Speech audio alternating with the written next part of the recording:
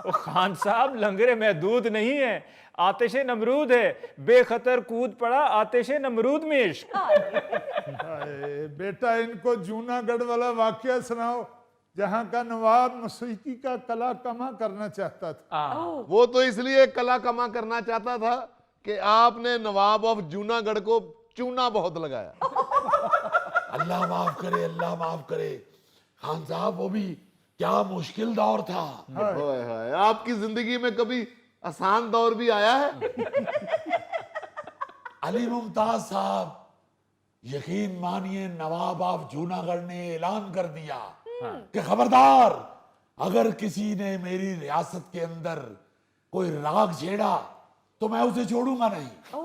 उस्ताद मोहतरम उसके इस ऐलान के आगे शीशा पिलाई दीवार बन गए और मुंह बंद करके ऐसा राग छेड़ा, ऐसे सुर छेड़े कि नवाब ऑफ जूनागढ़ ये कहने पे मजबूर हो गया, ये सुरसा कहां से उठता है, ये सुरसा कहां से उठता है। मुंह बंद करके पता नहीं कौन सा उस्ताद ने सुर छेड़ा है, तो आवाज क्या कानों से आ रही थी? अबे ओ जाहिल आदमी, ये जो खान साहब, गुलाम अली खान साहब ने ये जो चुपके चुपके रात दिन वाली गजल में वो जो कहा है ना,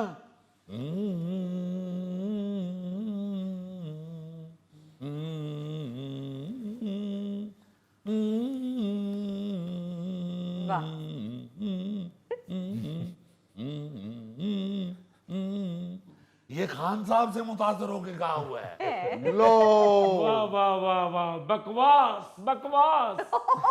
गुलाम अली साहब तो करते हैं तो अच्छे लगते हैं, बड़े उस्ताद जी करते हैं तो लगता है कमरे में मच्छर घूम रहा है।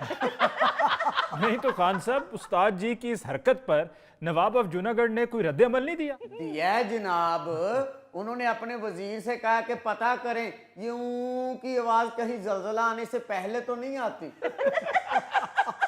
अबे ओ जहलो, 4 दिन किसी उस्ताद के पास बैठे होते, कुछ सीखा होता तो आपको पता होता कि मौसीकी का इल्म क्या है। वाह क्या बात है। ये उस्ताद जी भी अपने उस्ताद को इल्म लैन गए सन, फिर गुड़ वाले चौल लेके वापस आ गए। भाई बहुत हो चुके, यानी उस्ताद मोहतरम की सारी जिंदगी की रियासत एक तरफ और गुड़ वाले चावल वो भी इतने से एक तरफ। यहाँ अली मुमताज साहब, जितनी बेइज्जती हो रही है हमारी, हम यहाँ 1 मिनट नहीं कह रहे। एक मिनट खान साहब, एक तो आप नाराज बड़ी जल्दी हो जाते हैं। तशरीफ रखिए, बैठकर बात करें, मैं आपके साथ हूँ। यानी देखे तो सही, हाँ, ये कोई बात है करने वाली? गुड़ वाले चावल लेके आ गए। बैठो तो सही उस्ताद जी, एडा गुस्सा किया गुड़ वाले चावल तो नाल नान कोरमा भी मंगा लेने। यानी जो सबसे सस्ता मीठा है वो उस्ताद मोहतरम के आगे रख दिया, गुड़ वाले चावल। कोई पुडिंग नहीं आप लोगों को याद, कोई पेठे का हलवा नहीं जहन में आ रहा आपके, यानी गुड़ वाले चावल।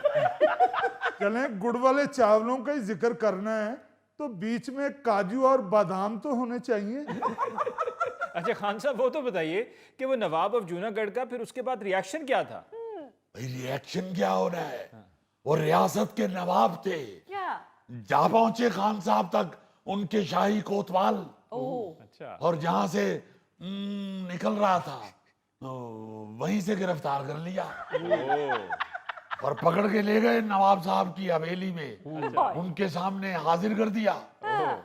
नवाब साहब ने 1 साल कैद का हुक्म दे दिया। उस दौर में अली साहब, नवाबों के महल भी कच्ची मट्टी के हुआ करते थे, तो नवाब साहब ने हुक्म दे दिया कि 1 साल इसी महल में कैद रहेंगे। अच्छा। और पूरे महल को गारे का लेप भी करेंगे। वाह वाह, बस घर में एक दिन किया है, हाँ। फिर साल पूरा महल में करते रहे।